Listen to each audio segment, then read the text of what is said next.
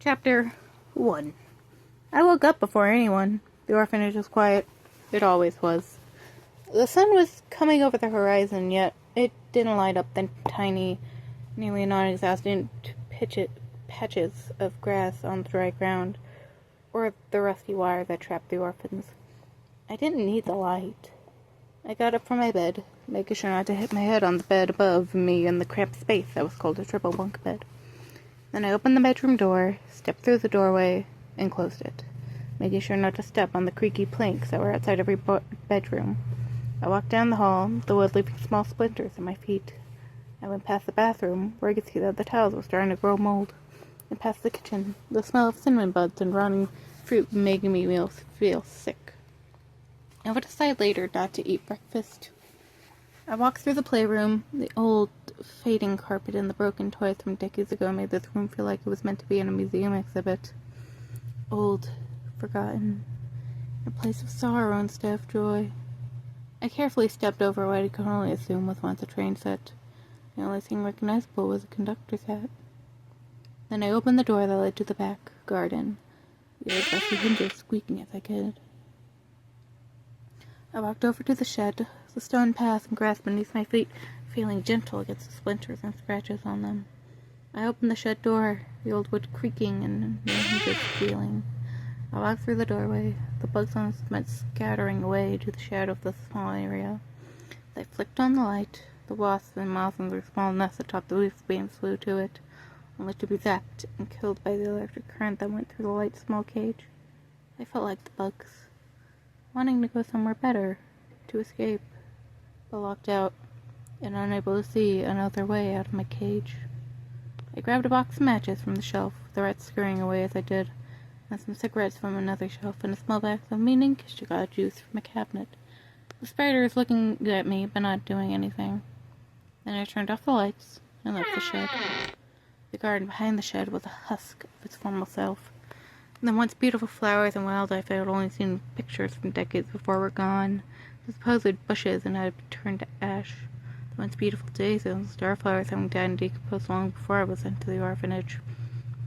The trees were just branches, and as I accidentally bumped into one, the few branches left on it fell to the ground, turning to dust as soon as it hit the dry dirt pads.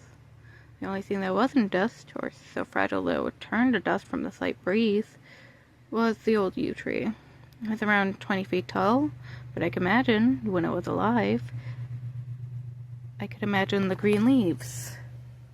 I could imagine the fresh yew berries, the children climbing up into the yew to get to the top and look down without being afraid first. But that was then. Now it had no leaves. Its bark a dull, almost gray-brown. Many of the branches were gone, only the longest and sickest ones still there and able to be grabbed without disintegrating. Yet there was one thing that always made the tree somehow more sad. The tree had a swing tied to one of its top branches. I heard stories from the old kids in the orphanage cook that some people had problems that the orphanage's counselor couldn't solve, which she solved very few, would climb up to the swing for a minute, and let go of the ropes, falling out of the swing, and into the shallow, rocky water below. If the person let go too early, they would fall onto the edge of the cliff on the other side of the fence or surrounded the orphanage's property. Most times they would fall off the edge into the water before anyone could climb over the fence to save them. Times that they were rescued, they were taken from us to Man's Island across the ocean. From what I've heard, they've never been seen again. The only reason I know about this is because a friend of mine, Jack, was sent to Man's Island when I was 7. We were best friends, and when so much seemed horrible, he helped me back onto my feet. Then he took the jump. Then he was sent to Man's Island. That was 7 years ago. He's still gone, and for a while, I thought he would come back. But I've learned that when someone leaves, they never return. I put the bottle of Maninchka juice in front of the pocket of my dress, the added weight making me stumble a small bit. Then, once I was ready, I began climbing. I got up to the swing and stopped. The unusual feeling of dread and uneasiness was gone, replaced with a feeling that I couldn't place. I could feel the past pains, Jack leaving, being alone, Mom and Dad. I took a breath, pushing those thoughts back and continued climbing. At the top of the tree, where the biggest branches connected, it was like a bullet platform. I put the mini sketchers down and climbed to the platform. The sun's warmth washed over me, and the first time in a long time, I smiled. Even though this tree was dead, I could still feel what it once was. Hyper memories made the bad stuff drift away. As I lay down, the sun covering me in its warmth, the ball rolled off the platform. I didn't notice this until I heard someone yell in pain. I jumped, and for a second, my heart stopped. I had been up here before, and before, the old lady that ran the orphanage would yell at me to get down. She would say that girls were meant to be on the ground quiet, and boys could do everything else. I looked down, but instead of seeing the old lady, I saw someone else. They looked to be around my height, which was 5 foot and 2 inches, and they wore a long robe, covering their entire body with leather and cloth patched together. They also wore a leather glove and a hood with a mask, covering their face and hair. The hood had strange antlers made out of wood protruding out of them, one of them dented from the Rinska juice bottle that had fallen from the tree. They were rubbing their head, keeping the glove and hood on. Then they looked up. I could see many holes in the mask, small but big enough to be seen out of. The amount of eyes and what type of species they were, a mystery. The mask was covered in strange symbols and some small lines. They seemed to be spell blockers. I had read about them in the old library that the old lady never let me in. That's why I grabbed the cigarettes.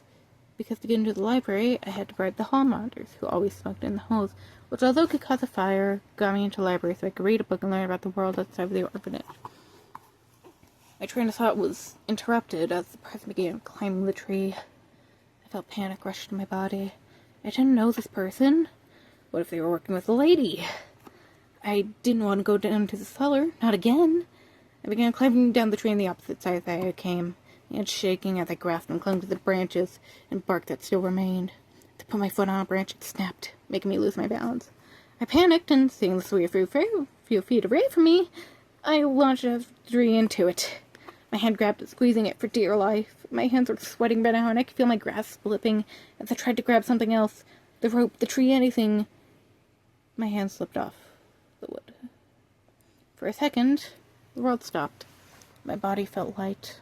My heart slowed down to nothing. Then I began to fall. The air rushed past my face, making my hair blow past my skin. My dress flew up, the cloth whipping in the wind like a flag in a hurricane. Through the branches, everything began to disappear. For a second, I was afraid that I would close my eyes and never open them again. But still, I closed my eyes, letting my muscles relax. My mind slipped. I passed out before I hit the ground.